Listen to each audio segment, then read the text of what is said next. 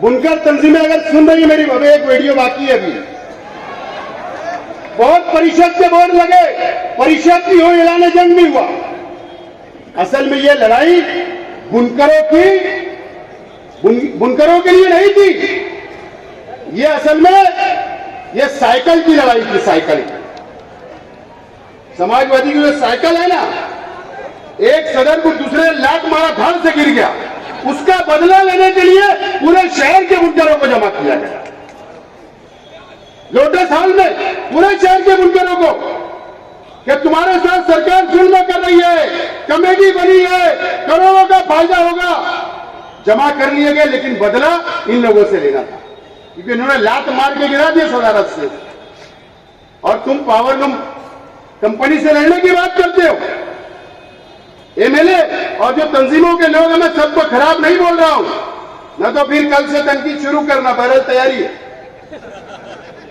मुझे बताओ, ये शहर की आवाम, ये शहर के बुनकर भाई, मैं आप लोगों से सवाल है, तुम्हारे कारखानों पर रेट होती, तुम्हारा मीटर जमा होता, तुम्हारा कनेक्शन काटा जाता। बुनकर तंजीमों के कितने जिम्मेदारों का कनेक्शन कटा और रेट है, मुझे बता दीजिए। जितनी बुनकर तंजीमें हैं, जितने जिम्मेदार है, एक के भी वहां बिजली पावर की कंपनी के लोग नहीं जाते, कनेक्शन नहीं काटते, उनका मीटर नहीं जमा करते, रेट नहीं करते, क्योंकि तुम लोगों का इस्तेमाल ये बुनकर तंजीम के कुछ लोग करते हैं। या मेरा सवाल है आप लोगों से, अगर आपके मीटर कटता है बुनकर भाई, तो कितनी तंजीम के लोग तुम्हारे साथ पावर हाउस गए कि मसला हल कर दो? कितने लोग गए? कोई नहीं गया। लेकिन आज मैं आपसे वादा कर रहा हूं, अगर आपको मैं पसंद नहीं हूं तो चलेगा, इलेक्शन आएंगे, आपको जहां रहना वहां रहो। लेकिन मेरी ऑफिस शेख रशीद साहब जब बैठा करते थे हजारखोली पुलिस स्टेशन के पीछे, अगर आपका मसला होगा तो शेख आसिफ आपके लिए तैयार है। आज मैं ऐलान करता हूं। कंपनी को तुम डरा रहे थे, ये खाली लाइए बैठा शेख रशीद की औलाद है। 2 दिन पहले कान के नीचे मारा मालदे के अंदर, कंपनी के एक आदमी को क्या किया, कान के नीचे मार दिया। पावर वाली पुलिस स्टेशन के अंदर उसके ऊपर राइट का गुना दाखिल हो गया, मार ठोक का गुना दाखिल हो गया।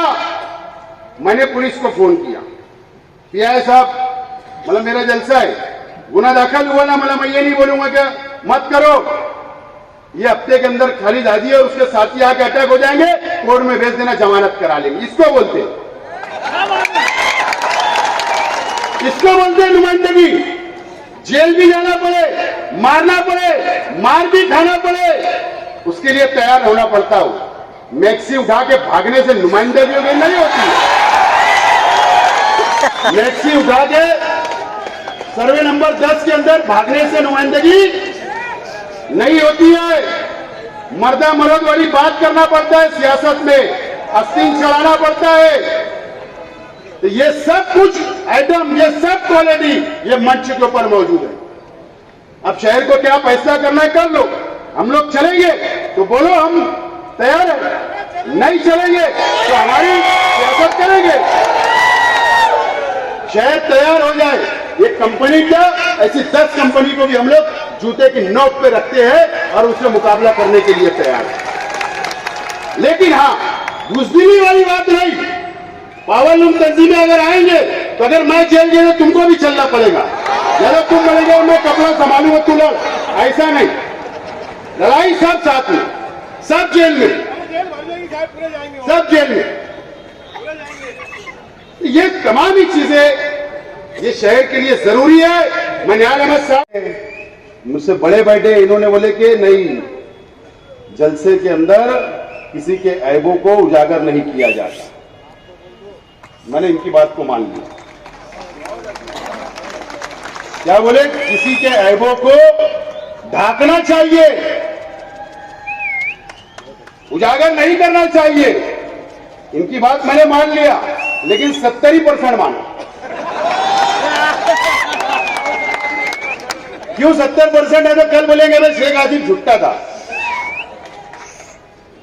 इसलिए मैं बोलता हूं, देखो शेख रशीद साहब बोला करते थे जो है खुला हूं, बोलते थे खुली किताब हूं। वैसे मैं बोल रहा हूं मैं भी खुली किताब हूं,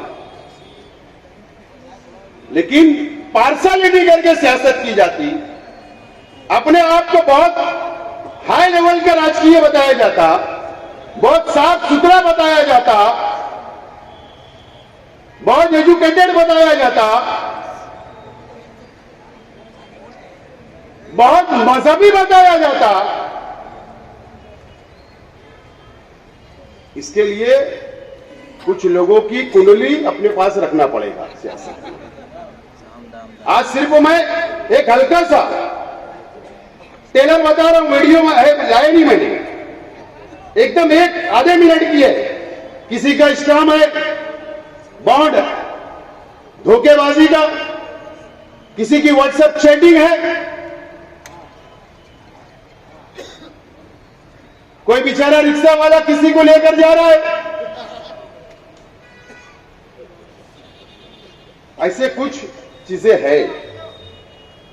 किसी ने धोखा दिया शादी के बहाने से, और मैंने बोला ना इनकी 70% बात सुना, वीडियो रोक लिया। लेकिन अगर वक्त पड़ा तो बता दूंगा, बता रहे वीडियो। शेख रशीद साहब के इंतकाल के बाद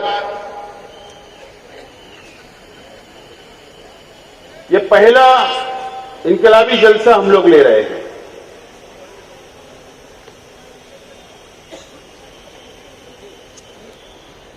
और जब भी पार्टी का जलसा हुआ करता था तो शेख रशीद साहब बिल्कुल हमारे पीछे कुर्सी लगाकर बैठा किया करते थे और हमारी रहनुमाई किया करते थे। और अगर हमारे तकरीर के अंदर कोई गलत जुमला अगर निकल जाता था तो बाद में शेख रशीद साहब आवाम से माफी मांग लिया करते थे और उसको दुरुस्त करने का काम किया करते थे।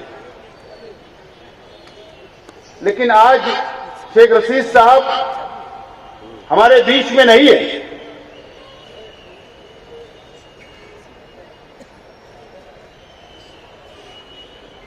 अब हम लोगों को फिक्र है कि कौन हमको रोकेगा, कौन हम पे कंट्रोल करेगा, कौन हमारी इस्लाह करेगा।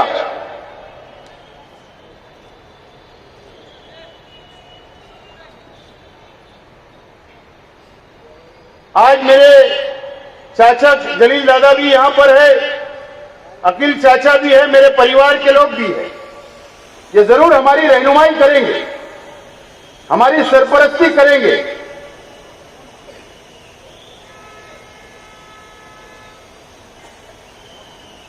आज का जलसा लेने का मकसद, या हम लोग जो ऐलान कर रहे हैं कि हम लोग सियासत के अंदर बरकरार रहेंगे, हम लोग इस शहर के अंदर सियासत करेंगे, तो इसलिए बोल रहे हैं कि ये 40 दिनों में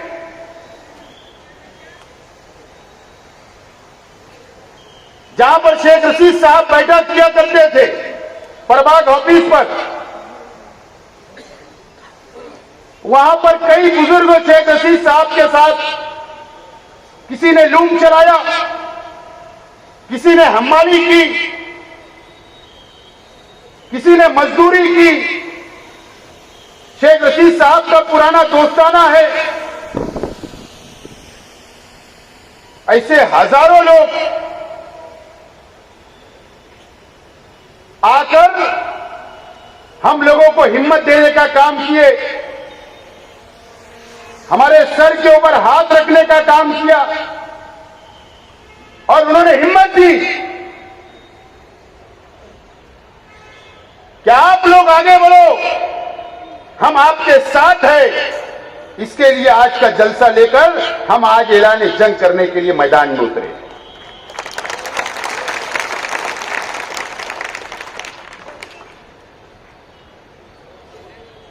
शेख रशीद साहब के एक विचार, एक सोच रही।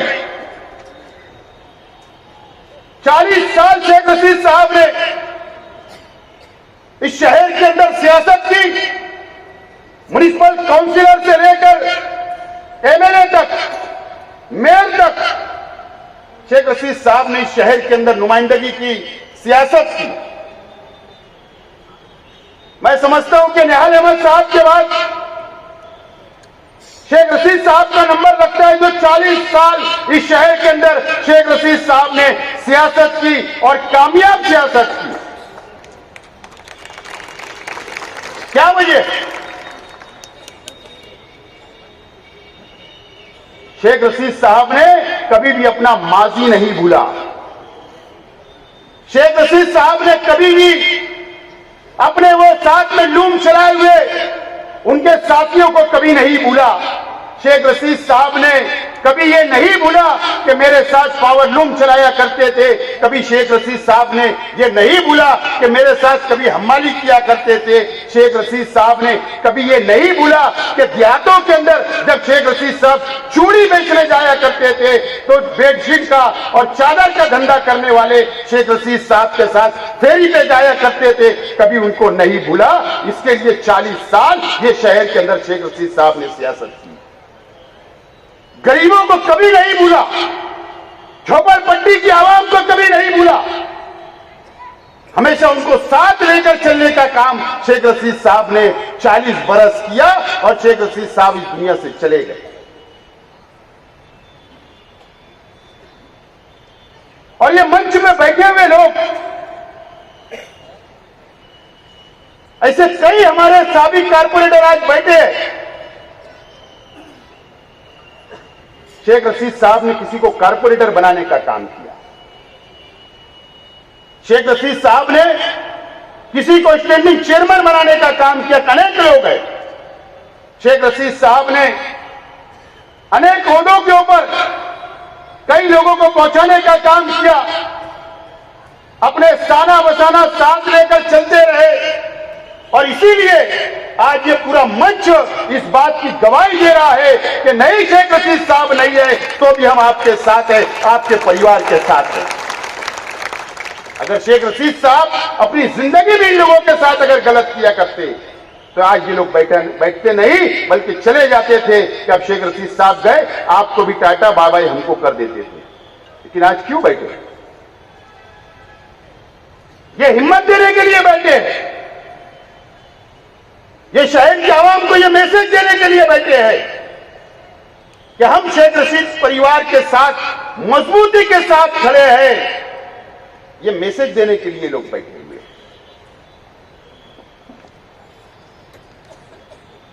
शेख रशीद साहब की ठीक है, इंतकाल के बाद कई लोग अलग अलग ओपिनियन पोल, अलग अलग तबसरा कर रहे हैं, भविष्यवाणी कर रहे हैं।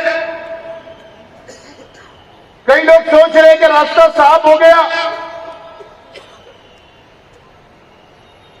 कई लोगों के मन के अंदर लड्डू भी फूटे होंगे और ये शहर के सामने धीरे धीरे बात सामने आ रही है।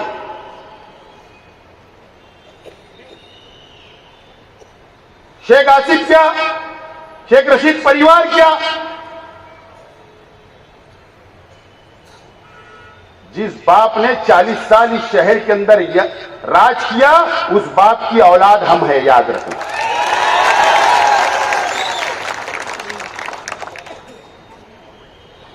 शेख रशीद साहब ने सब सिखा के गए, अच्छों के साथ कैसा पेश आना, बुरों के साथ कैसा पेश आना, सब तरबियत दे के गए शेख रशीद साहब ने। लेकिन शेख रशीद साहब की पूरी सियासी जिंदगी आप उठाकर देख लो, यहां पर बैठे हुए तमाम ही, चाहे वो गुरुवार वार्ड हो, रौनकाबाद का इलाका हो, शहीद अब्दुल हमीद रोड हो, कमालपुरा हो, रविवार वार्ड हो, देवी का मल्ला हो, नया इस्लामपुरा हो, पूरे शहर के लोग यहां पर बैठे हुए हैं। शेख रशीद साहब ने कभी आपकी वोटों का सौदा नहीं किया, कभी भी आपकी वोटों को ले जाकर कहीं बेचा नहीं। और नहीं तो हमारे मुखालिफ में जितने लीडरान हैं जो कुछ भविष्यवाणी कर रहे हैं, ओपिनियन पोल जारी कर रहे हैं, कभी शेख आसिफ हारा तो हर एक गुलाल के अंदर खिलने वाले भी ये शहर ने देखा है। अपनी कारपोरेटर सीट का सौदा, एमएलए में मदद करने के लिए आपकी वोटों का सौदा, मेयर की कुर्सी बेच दी गई, उसका सौदा किया गया। हर वक्त तुम्हारी वोटों का सौदा किया जाता, बहाव लगाया जाता, आपकी वोटों को बेच दिया जाता, आपको कभी खबर नहीं होती। लेकिन शेख रशीद साहब ने और शेख रशीद साहब के परिवार ने कभी भी आपकी वोटों का सौदा नहीं किया। आज मैं कसम खाकर बोलता हूं, आज आपसे वादा करता हूं कि शेख रशीद साहब ने आपकी कभी वोटों का सौदा नहीं किया, ये शेख आसिफ भी आपकी कभी वोटों का सौदा नहीं करेगा, कभी आपकी वोटों का सौदा नहीं किया जाएगा। उसूल के साथ राज्य सियासत की जाएगी, सर उठा के राजनीति की जाएगी, सर उठाकर सियासत की जाएगी। शहर के अंदर सर झुका के कभी सियासत नहीं की जाएगी। सियासत के अंदर दो चीज होती है,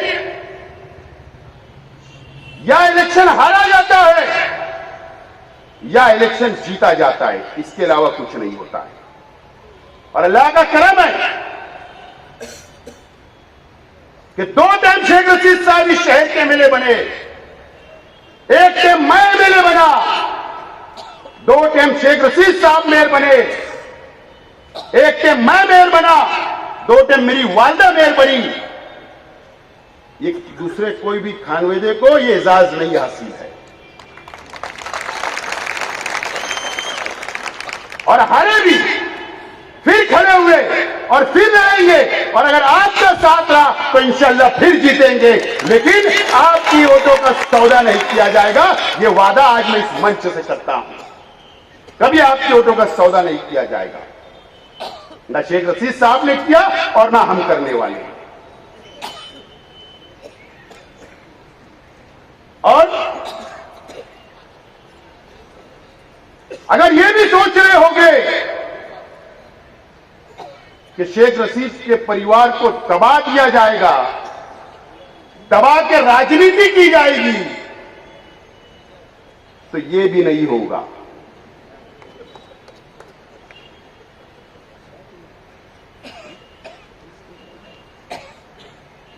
ना हम आपसे दबने वाले हैं, ना आपसे हम डरने वाले हैं, और ना हम कभी झुकने वाले हैं। और अल्लाह का करम है, शेख रशीद साहब ने भी सेंट्रल जेल देखा था, शेख खलील साहब ने भी सेंट्रल जेल देखा, शेख जलील साहब ने भी सेंट्रल जेल देखा, आज खालिद हाजी ने भी जेल देखा, और शेख आसिफ ने भी सेंट्रल जेल देख के आया है। इसके लिए हम डरने वाले नहीं,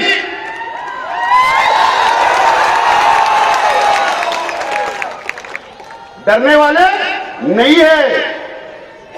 जरूरत पड़ेगी कि जेल जाना पड़े, उसके लिए भी तैयार है, लेकिन आपके सामने झुकेंगे नहीं और ना डर के राजकारण कभी नहीं करेंगे। कभी आपके सामने झुकेंगे नहीं, कभी डरेंगे नहीं, कभी छुपेंगे नहीं। जरूरत पड़ी सेंट्रल जेल जाने के लिए पूरी तैयारी रहेगी, लेकिन डर के सियासत तो नहीं होगी। और नहीं तो शेख रशीद साहब ने हमेशा डेरिंग से सियासत की। अगर हम डर गए तो शेख रशीद साहब बोलेंगे मेरे जाने के बाद तुम डर गए, तो हम डरने वाले नहीं। ये ज़हन से तो बिल्कुल निकाल देना चाहिए।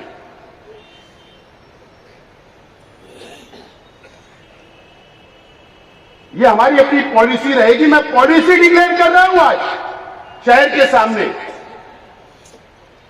पॉलिसी डिक्लेयर कर रहा हूं, पॉलिसी। आने वाला लाएमल मैं बता रहा हूं हमारे मुखालिफिन को भी और शहर की आवाम को भी और आप लोगों को भी कि ये आज की जो तकरीर होगी, आज की जो पॉलिसी हम डिक्लेयर कर रहे हैं, आज का जो लाएमल हम डिक्लेयर कर रहे हैं, उसी लाएमल के ऊपर चलेंगे और उसी के ऊपर सियासत करेंगे। और शेख रशीद साहब ने जो हमको सिखाया कि गरीबों को साथ लेकर चलो और उनके सुख और दुख में शामिल हो, हम वही करेंगे जो शेख रशीद साहब ने हमको सिखा कर गए। ये हमारी अपनी पॉलिसी और ये हमारा लाएमल होगा। और पुलिस डिपार्टमेंट भी जरा खुफिया विभाग थोड़ा सी एक्टिव कर दो। पुलिस डिपार्टमेंट खुफिया विभाग जरा एक्टिव कर दो। मैं कोई तनकीद आज पुलिस डिपार्टमेंट से नहीं करना, पुलिस डिपार्टमेंट में मैं कोई तनकीद आज नहीं करना चाहता हूं।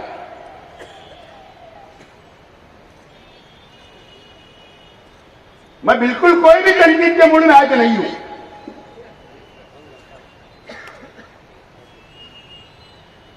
लेकिन पुलिस डिपार्टमेंट भी हमारे मुखालिफिन के ऊपर नजर रखे।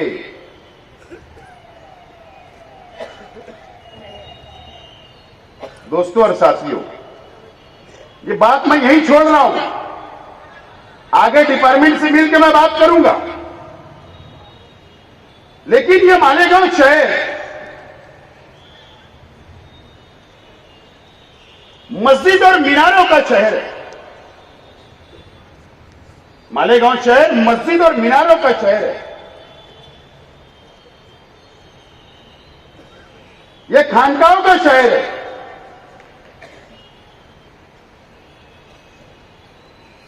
यहां पर हिंदुस्तान की वो हर दीनी तंजीम की ऑफिसेस है, तंजीमें हैं, और उसमें अल्लाह का करम है, अल्लाह का एहसान है कि बहुत बड़ी तादाद उलमाओं की उसके अंदर, तंजीम के अंदर, ये शहर के अंदर काम करती है। मदारिस बहुत है यहां पर लड़कियों के, लड़कों के। अल्लाह का बहुत एहसान है, हमको इस शहर के ऊपर फख्र है।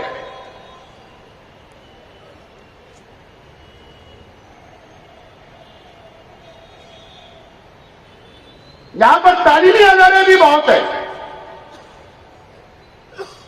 यहां पर तालीमी अदारे भी बहुत है।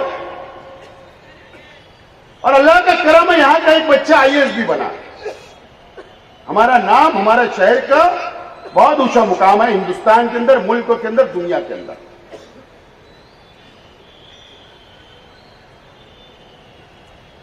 और ये शहर के अंदर सियासत, हारून अहमद अंसारी साहब ने भी ये शहर के अंदर आजादी के बाद सियासत की। ये शहर के अंदर निहाल अहमद साहब ने भी सबसे ज्यादा पीरियड, सबसे ज्यादा वक्त निहाल अहमद साहब ने सियासत की।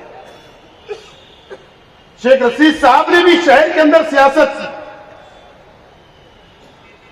आज मैं वो तमाम ही दीनी तंजीम, मेरी बात को माने या ना माने, एकदम साफ अल्फाज में, क्योंकि मुझे बहुत तजुर्बा कुछ लोगों का हुआ है और दिल भी दुखा। कोई आगे नहीं आया, वो दुख है। लेकिन आज जो मैं बोलना चाहता हूं कि कोई माने ना माने मेरी बात को, अगर मेरे चाहने वाले ही मान लिए तो मेरे लिए प्रॉफिट है।